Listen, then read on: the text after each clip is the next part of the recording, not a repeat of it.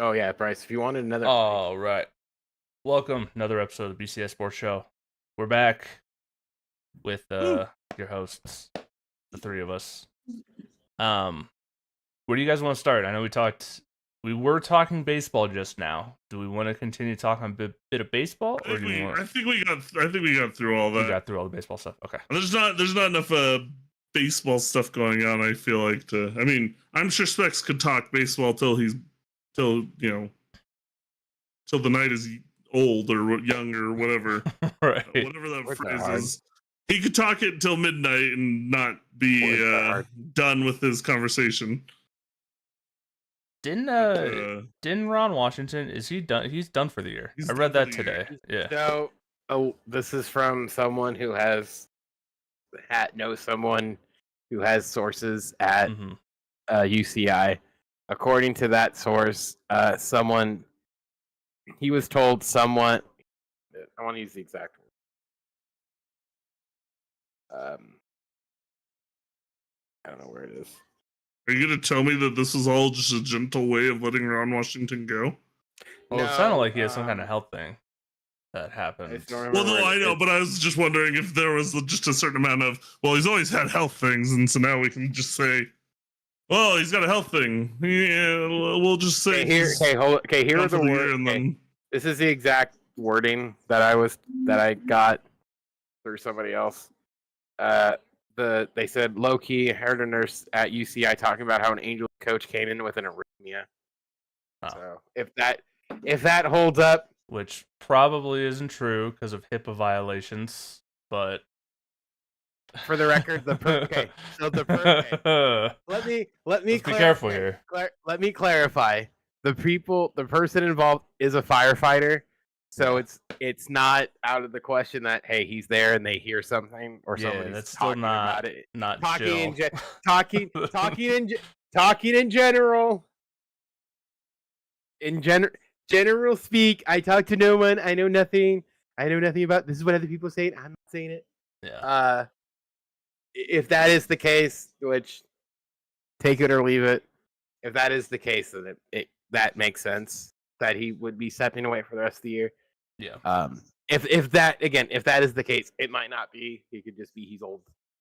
True. But if that is the case, I understand. I get it.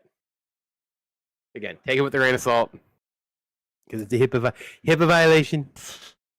And it's totally possible. It's already been reported, but yeah. I'm not gonna. I didn't say it. It's also totally possible. It's also totally possible that he's let other people know that, and then those people have let other people know.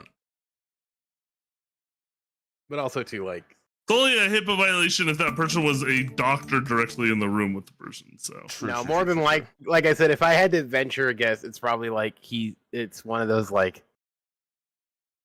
Hospitals are weird, but it's probably more or less just a thing like, oh, this guy was in here and he came in with this. Yeah, no, it's like bullshit water cooler talk, Could be. Well, that's a bummer for the Angels, I guess, but I don't think you guys will be fine. Do we want to talk? At least we're not the Rockies. That's true. At least you guys aren't the Rockies. That's the team you want to not be. You guys want to talk NBA? Yeah, want to go finals? You didn't talk to the finals and the draft. I mean, we did not. All that was going on this week. Someone was sick, wasn't feeling well. I had a headache. I was fighting. So you kind of briefly talked magic and stuff. Yeah. And so, we're not going to do it. Do you want to? Okay, we can deal with this now. We're taking next week off, I assume, because of the holiday. 4th of July is a week from today. So that's true. 4th of July. Well, 4th of July is a week from Friday. I'll be available to play games either way, but I assume I might not be available Saturday. I don't know yet. I might not be home. I'm not sure yet, but I know. But I just want to get that out of the way. That's probably not going to happen. I might have a Magic tournament. So I don't know about Thursday. Thursday, I think CJ and I were going to do. If we still can. We'll see. We'll see how where we're. We get something cool. planned. For you Magic guys. Hell yeah! This week, if not this Thursday, the following Thursday. Yeah. But so yeah, we'll definitely do that. But so anyway, our new overlords, the Oklahoma City Thunder. For one, first off, we haven't talked about Tyrese Halliburton and how heartbreaking that was. Sorry, Gosh dang. I mean, look, when Kyrie Irving went down, I was already like, I know that's not, but I'm talking about like these ACL, Kyrie Irving and Jason Tatum. Jason Tatum had late season too. ones where both of them, I was like, oh, that sucks because you're going to miss pretty much the entirety of next year. Yes. I think in both instances, they're both projected like maybe at the beginning of the playoffs, they might be rehabbing enough to gently get on the court, like, and then if they make a finals run, they can potentially get back out there. But it's like Halliburton was literally like the last day of the season, and I don't know. I get that he's a competitor, but there's a part of me that's like somebody should have just stopped him from getting out on the court because he had already, the structure was already ready to go. So I have heard that while the medical people aren't really sure that calf issues actually do cause Achilles tears like that. Like, it's not a foregone conclusion that, hey, you have a calf strain, you're at a much higher likelihood of tearing your Achilles. Now, data may come out that says otherwise, but I don't know. I'm willing to bet now you won't see any star play through an injury ever again. Oh, I think he still will. 1,000%. See, but on the flip side of it, Jason Tatum had this 2 months ago, and we still saw Halliburton and Aaron Gordon play through the same injury. I don't blame any of them for playing because they were all huge games. Like, I don't blame them. Like, he could have torn his Achilles any night. It's not like it's like NFL guys tearing their ACL. It's like it can happen. You step wrong. I mean, that's what happened with Durant. He just stepped wrong and is exploded. Yeah, in baseball, Griffin Canny went to step and his Achilles ruptured. Yeah. Like it's freak injury. It's a freak injury. It's not like I don't think he was overcompensating. I don't know if he was overcompensating, but I think it has to do with the number of games these guys are playing and how, like, and not only the number of games, but like how much movement and how fast the game is compared to like 10 years ago, even, or 15 years ago, where, you know, you would have, I'm making up a number, but like 150 possessions in a game total. Whereas now that number is like 200, 250 because of how fast the game has gone. I'm saying you're bouncing, you're stopping and going. Way more than you used to, yeah.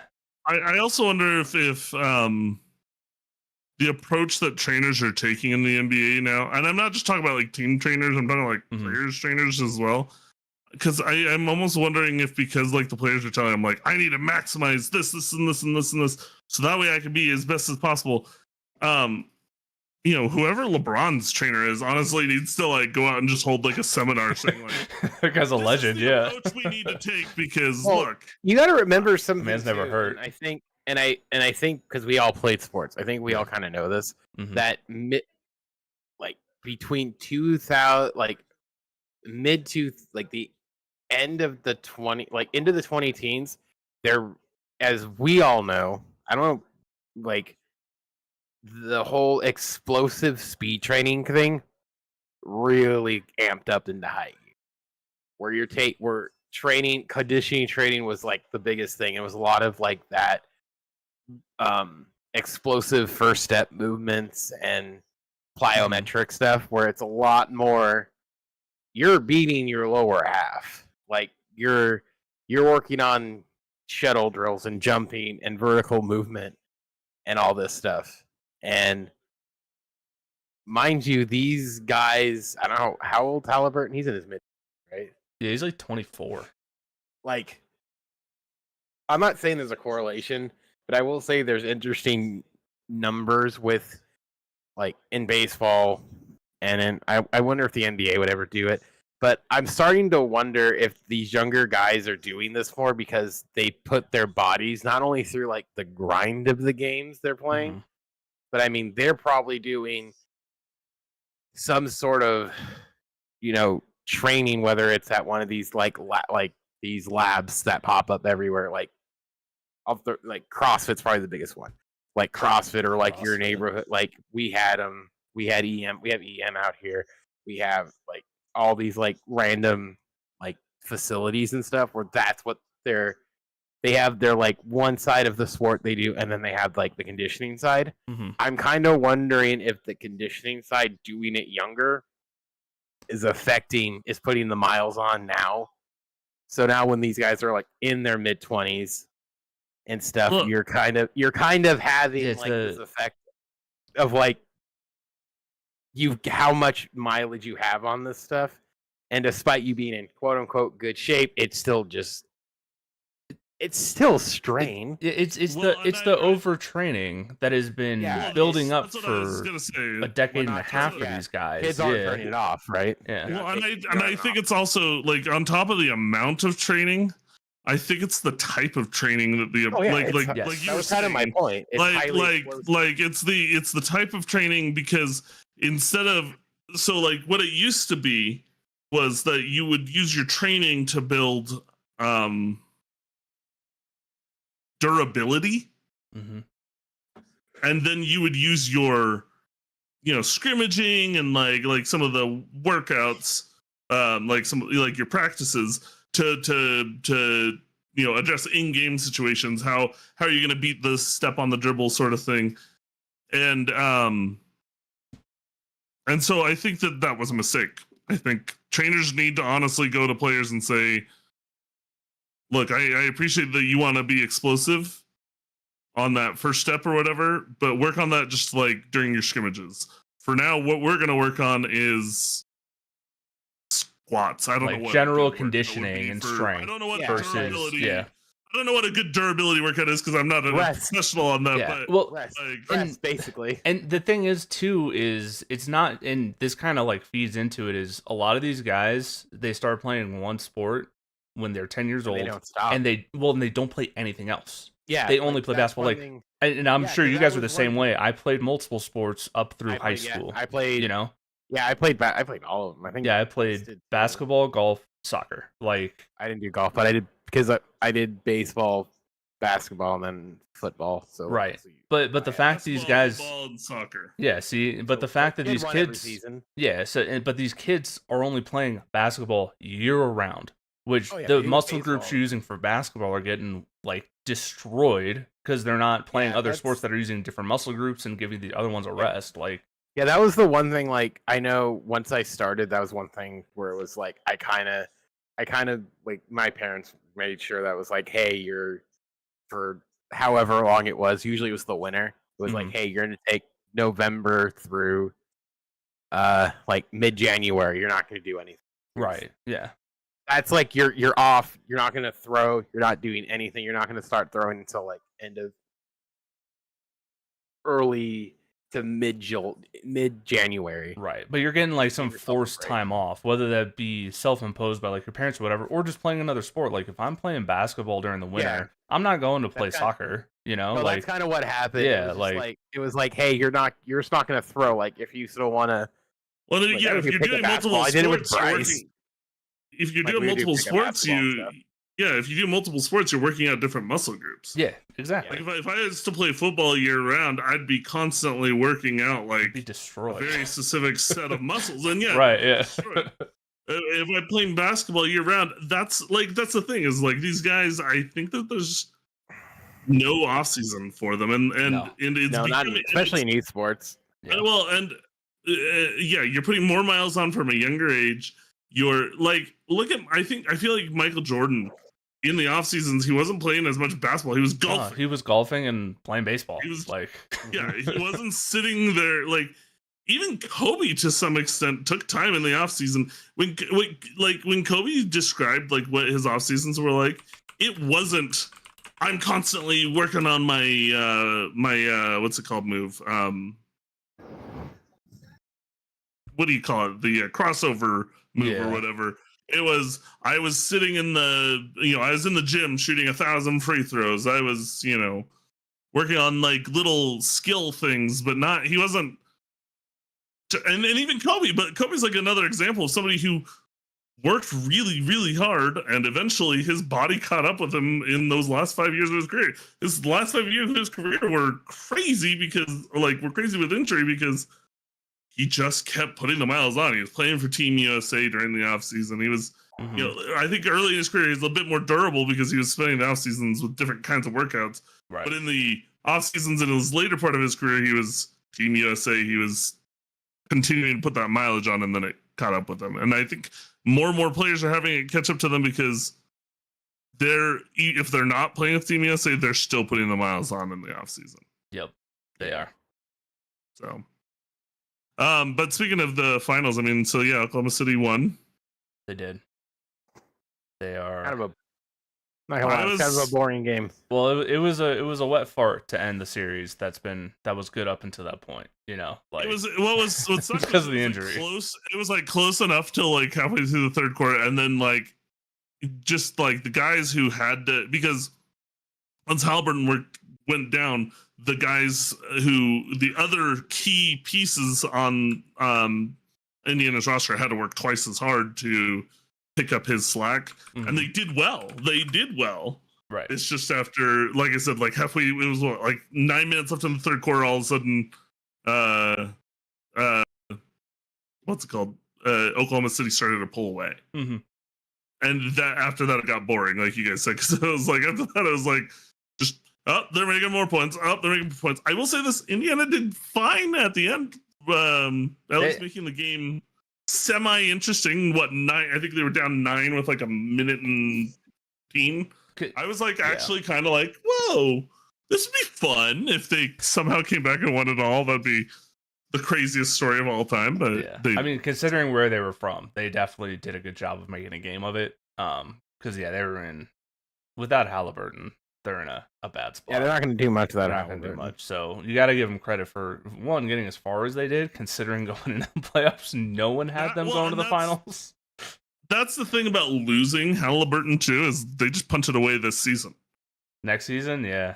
Probably, this upcoming season, like unless they can figure out a way to get like some depth and like another key piece sort of thing, and it's like that'd be so tough. I mean, they'll still be a playoff team though. No, they'll be good, but they won't be. I would be. Whereas I would have been confident going into this playoffs saying no, Indiana's not going to make it, and then been wrong. I would be overly confident going into next year's, like just looking from That's here. True. Yeah. That okay, they're a 6th seed in the playoffs or whatever. Cool. That's it. They're going to lose in the first round, second round. I was going to say the whole thing is like what, like I said before when we were talking about like the Bulls off camera. I'm like, we forget the East is is horrid. It's bad. Horrid. Like they'll still be a playoff team. They'll be a playoff team, and I'm sure too if they really want to, they could probably get somebody to help fill the gap and keep. Yeah, I mean, the thing is, even without Halliburton, they still have Siakam, who is an all-star, Nembhard, who's good, Obi Toppin. They just have a lot of depth that they could still kind of work with.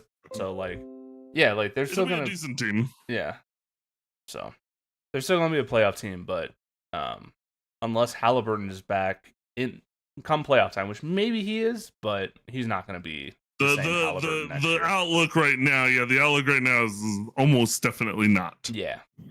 He would. I think his earliest availability would probably be right around the start of the finals. Right. Yeah. So yeah, that's the case. Yeah. Would you want him to come back from injury just to be like, no. Even if they did make the finals, come back from injury just to go right into the finals? He'd have the freshest legs. If he goes to the finals, 100%. Because he's gonna have to come back at some point, and I think even in a 60% Halliburton is probably still a top 3 player on your team anyway. So yeah, sure. So, but and then the NBA draft. Do we want to talk about? Yeah, we can. Some of the talk about there. Cooper Flag is situation with the Jazz. Who did he landed today? That was a whole non-story. Yeah. It was really good. It was so fun to watch. Yeah. Who was the guy that got drafted by the Raptors who said what? Oh, fuck no. Yeah, I think it was Murray Boyles. He was. Was that the one of the? Thing is though, I think that might have been a like I can't believe that I'm actually going to the NBA type of response rather than a God, I have to go to Toronto response. But my favorite so funny thing, though is the after the first real big surprise of the night, which involved BYU, Jaeger Deming getting picked 8 to go to Brooklyn. And that shocked me. Like, I am as much of a homer as, like, I would have told you maybe 15. I would have told you like 14 or 15, maybe. Like if he impressed a team that was like in that range and was willing to pick him up. I was surprised. And then what was really funny was they did a shot of the guy in the crowd, and this guy goes, what did he say? He said something, and then he goes, I think he said, like, what the hell? Who is that? Nice. The ESPN, I can't remember her name, but the ESPN chick was like, we're telling you who that is. You must not know ball, sort of thing. To be fair, when it comes to the NBA draft, I really do think, like, if you're not paying a lot of attention to college ball, which I don't think a lot of NBA guys do. I don't think they pay attention to NBA ball. You know the honest. few people. You know the top, few people that ESPN tells you about, and then that's it. Yeah. Like, you know a couple who to watch. Like, oh, that guy will be good, and then it's just like, you know. Yeah. But yeah, no, it was an interesting draft because Jaeger Deming has he was one of those first picks where you're like, okay, they're hoping that he can, because like his comps, one of his comps, I mean, because he's 6'9", and he plays point guard, but it more ends up being like at least how he was utilized by BYU in college. He guarded forwards more regularly. And so he was more like a point forward, like which Ben people Simmons were like, you style. don't draft a point forward at that point in the draft based on upside. And it was. I just like to say that like they said the same thing about drafting A.B. Robinson from sure the Falcons. And I think, and I mean, because like the one of the comparisons he got when he first came to BYU is like, and I remember telling you guys about this, you guys were like, what? Was Luka, right? Because he played for Real Madrid, and what's it called? And so like the comparisons were already there, but like he's this big ball handling kind of guy, and the big question more about him that I have even is he going to be able to shoot the 3 in the NBA? Because it wasn't great in college. He shot like 27% from 3. Hey man, as long you can try. I mean, practice. But he had really good workouts and he looked good at shooting the 3. So I guess it'll depend. And it's also a different game in college. In college, they let people get like, there's a lot more like arm checks kind of thing that go on in college than go on in the NBA. Because in the NBA, they're a little bit more like spacing sort of thing, let players try to shoot the ball sort of thing. The refs are trying to ref it in a way that give plenty of 3s to go sort of thing. And so maybe because it's a different game, he'll turn out better than what I think projections would have had. Then who knows? But it was interesting. I just thought I was going to mention the funny thing was that guy being like, who is that? No, the crowd was pretty funny.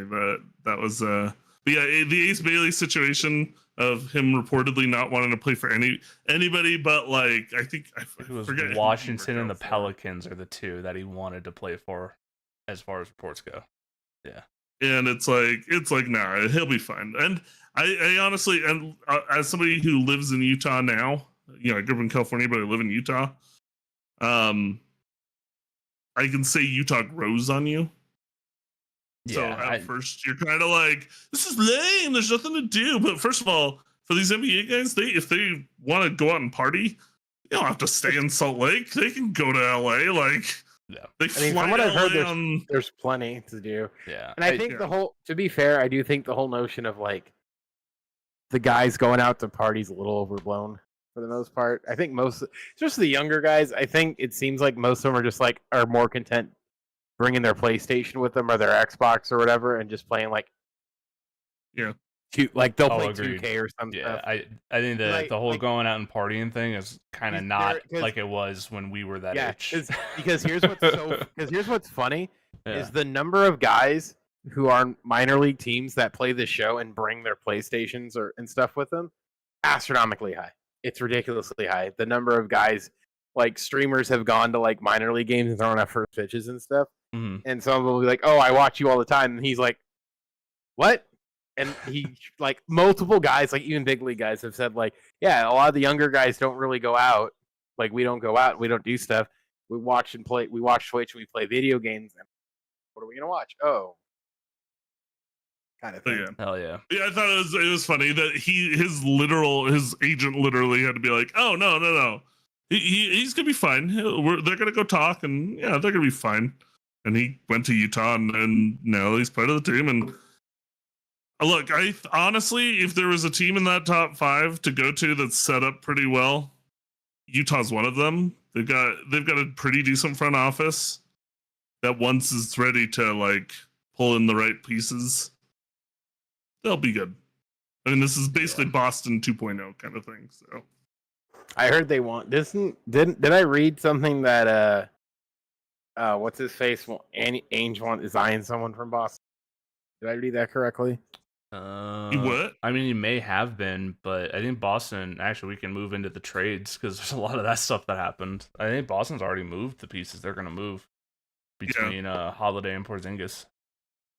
Yeah, but there was talk going into the draft that maybe the Jazz might try to swing a trade for Jaylen Brown or Zion Williamson, but neither of those would be funny. Appeared. And honestly, look, I think Ace Bailey is one of those guys that could turn into a star. Right. Yeah. But the Jazz's issue will be keeping him. But I also think that'll be a little easier for the Jazz because the way that the contracts scale now for the top 5 picks, because the problem with them keeping Mitchell was he was 13 or 14 pick, yeah, drafted by the Nuggets, somewhere in that range. He was drafted by the Nuggets. I think it was already he got traded immediately. It was already traded to Utah, but his contract was not set up. His contract structure was not set up in a way where the Jazz were just gonna be able to be like, here, have all this money early on, and then have a bunch of money when you re-sign with us. Mm-hmm. So because the lower you get in the draft, the harder it is to keep those guys long term because they don't necessarily teams aren't going to necessarily want. They don't always necessarily want those guys later in their careers, sort of thing. Right. Because those 15 to 30 picks might turn out not to be so great. So yeah. But anyways, draft was fun. I thought it was interesting to watch. It's always fun. I'm jealous. I mostly watched the top 10 picks and then just said, "Yeah, cool." Yeah, and you guys don't have a pick next year? Yeah, we've traded all of them away to get off of bad contracts by Mr. Calvin. Don't worry. Booth, so don't worry. Hell yeah. They might get some when they have to trade Jokic because I know. Apparently, I watched it. Our president or whoever, Josh Kroenke, is a dumbass and decided to be like, yeah, if I never want to come into a situation, I have to trade Jokic. And it's like, why would you even put that in the air, man? Like, I think what are we doing here? I understand the point he's making, but don't say it. Don't say it out loud. So I mean, don't say it out loud. Make it happen. See, the whole thing is though, I get the point he's trying to make of this is what. I understand. I wonder if the reason why he said it is he's trying to make a point of how fucked it is, how bad in the situation he came in, how the situation and that's fine. But use Boston as an example. Don't put Jokic's name in your mouth for that. That's horrible. Because that's the stupidest thing I've ever heard. You're like at least put Jamal Murray's name. Yeah, put someone else's name. I don't care who it is. Because here's the funny thing: I saw a clip from another show that made the comment of, "Does that mean Trout just homered tie game? Does that mean they are kind of looking to trade Jokic? Like, is that like the feeler test?" God, honestly, I probably would just stop watching basketball. I think I'd just be done. I'd just be done with basketball. I'd be like, I'm a Broncos only fan. Let's go Avs. For the record, I don't think, to be fair, I really don't think any team could afford the contract. I mean, the only team that could afford what Jokic is worth is probably the Thunder, given their treasure trove of picks. So, and luckily we don't have Nico Harrison running our team, so I don't think if they trade Jokic, which again I think the percentage is in like just crazy low, we'd at least get a good return for him. Not what he's worth, because the dude's amazing, but I don't know. Unless he says he wants to play with like Luka. Even then, like, I don't know. We got some white boys you can have. I mean, I'll take Luka. Not that one. I'll take that one. Yeah. I can't have that one. All right. Do you guys want to just talk about the trades that have happened? What trades have happened? Okay, so I got the time. I have all of them right here. We got good on the timeline. Yeah, the first one that happened, Desmond Bane to the Orlando for KCP and a bunch of picks. I think we kind of talked about this one a little bit. I've ever heard of. Yeah, what a dumb trade. Yeah, I don't know. Like, I understand from Orlando's point of view because they need the shooting pretty bad, but they did give up a lot of stuff for Desmond Bane, which is kind of crazy. My favorite trade has to be I don't know where to. Or you're on bottom. I'm going the other way. That's fine. Yeah. Oh, do we want to go? Well, next up on the timeline would be the Kevin Durant trade. Right. Kevin Durant to Houston for Jalen Green, Dylan Brooks, and some crappy picks. Oh, I had thoughts on this. You have thoughts? All right, let's hear the thoughts on the Kevin Durant trade to Houston. I feel like Phoenix honestly kind of won that trade. And I mean, I know Kevin Durant is 37, so yeah. I mean, I don't disagree. That's my reasoning. Is like, I don't know, like, and I mean, it wouldn't be necessarily a win for Phoenix. I'm not like sitting here like Phoenix made really well out of that, but like, I don't know. I feel they didn't like, get shafted. So I mean, like Houston gave up just enough that I'm like, yeah, you're maybe a bit better with Kevin Durant. I just don't see you guys as a finals contender. Mm-hmm. Maybe I'm Agreed. wrong, but like, it just doesn't feel like. It feels more like the problem is Houston was what, the second seed, right? Yes.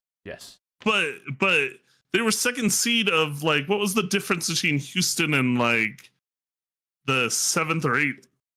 It wasn't that much because it was a cluster near the end. Yeah, there. that was like, I mean, and that was like, so like if they were honestly telling themselves, we were a number 2 seed, so all we need is a little bit more, and we might be the best team in the West. They were 4 games up on the 7th seed and 8th seed. For the record, though, in terms of what they got, like Jalen Brooks and Jalen Green, Dylan Brooks, whatever, I will say the 10 pick in the draft.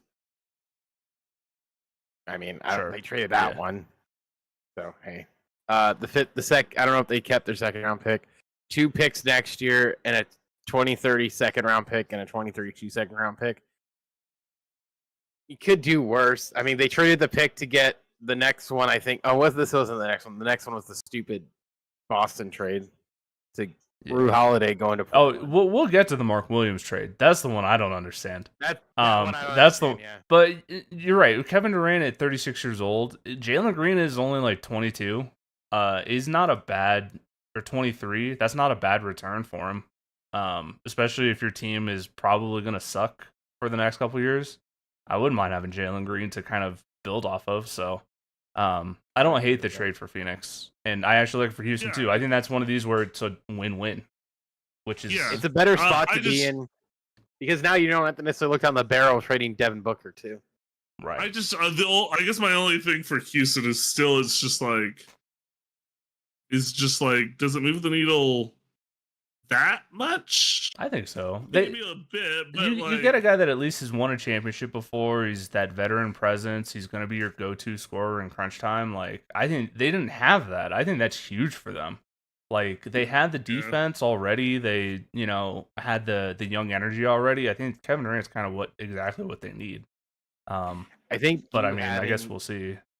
I would say having the ability and like the flexibility almost to not be stuck towards like you can kind of compete, Because you still have Bradley Beal, who I assume they're done being petty with. They'll actually play him, and like a center that I don't know why you're doing what you're trading away picks for. But hey, whatever. But I mean, like, let's just talk about the Mark Williams trade. I don't get what the fuck is Phoenix doing with that one. Trying to compete, I guess. After trading Kevin Durant, that's the thing is like both of those trades fly in the face of each other. If you're trying to compete, you trade for Mark Williams, you don't trade Kevin Durant. If you're trying to suck, you trade Kevin Durant, but you don't trade picks for Mark Williams. I don't understand what Phoenix is trying to do here. Like they're contradicting themselves with those two trades because it doesn't make any sense. Because I think it's the whole thing of it. Is it one of those bits where it's almost like you're trying to play both? You're like, I'm playing both sides. But I mean, we've seen that doesn't really work. Like the Warriors have tried to kind of thread that needle where you play both to compete and for the future, and it like they had one fluke championship, but since then it's been, hey, we're an 8 seed, like maybe. Yeah, I mean, I don't have. I don't know. It's. But I mean, I don't know. That Mark Williams one, it doesn't make any sense. I think it was hilarious when somebody said, "I guess was it Bryce who said, I guess they like the medicals." Oh yeah, wasn't that you, Bryce, that said that? Yeah. It's like I guess they like the medicals. Yeah, that was a tough one. All right, I think there's probably like 2 more major sets of trades. I guess they like the medical. Yeah, they like the glass spine better. The other big set of trades is the Boston stuff.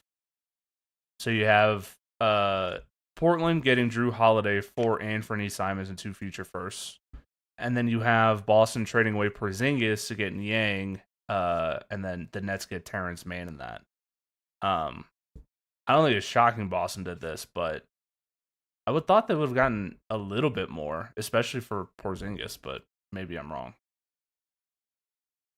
Isn't he kind of old too? He's like 29. And I understand he's like an injury history, but like when he's healthy, he's a really good starting center. I think a lot of people are just is down on those guys those dudes sort of things.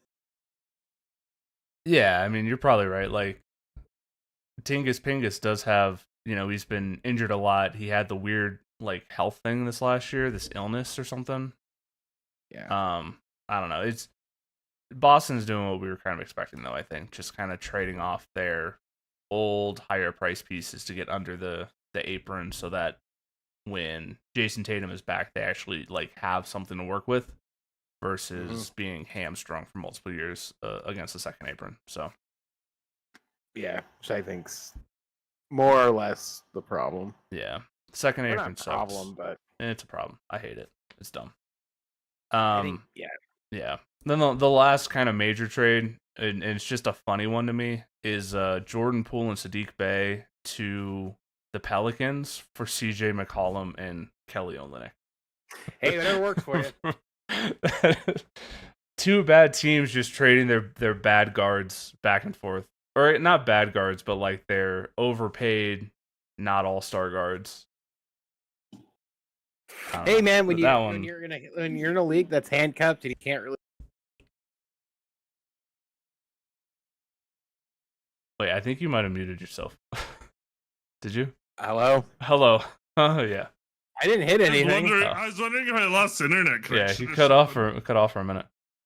Yeah, it's essentially hey, I'm gonna like move around my food on my plate to make it look better, like more appetizing. Like that's essentially what this trade was for those 2 teams. So I don't know. I think it's a funny trade. There you go. Oh yeah, and then Lonzo Ball got traded today. So I don't know what the Bulls are doing either.